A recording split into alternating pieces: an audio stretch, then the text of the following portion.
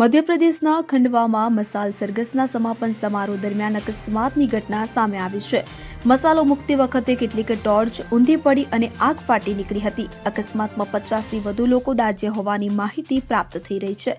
તમામને સારવાર અર્થે હોસ્પિટલ ખાતે ખસેડવામાં આવ્યા હતા. ઘાયલોમાં મહિલાઓ અને બાળકોનો પણ સમાવેશ થાય છે. જણાવી દઈએ કે રાષ્ટ્રભક્ત વીર યુવા મંચ દ્વારા મસાલ શોભાયાત્રા કાઢવામાં આવી હતી કે જેમાં શોભાયાત્રામાં 1000થી વધુ મસાલો હતી કે જેમાંથી 200 મસાલો પ્રગટાવવામાં આવી હતી. ટોર્ચમાં લાકડાનો ભૂકો અને કપૂર પાવડર હતો કે જેને કારણે આગ વધુ વિકરાળ બની હતી.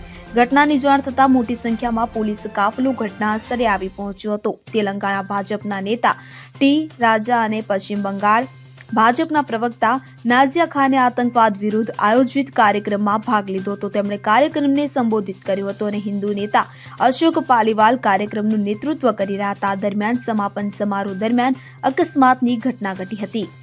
Bureau report CN24 news. હવે જુઓ દેશ દુનિયાની તમામ ખબરો તમારી આંગળીના ટેરવે.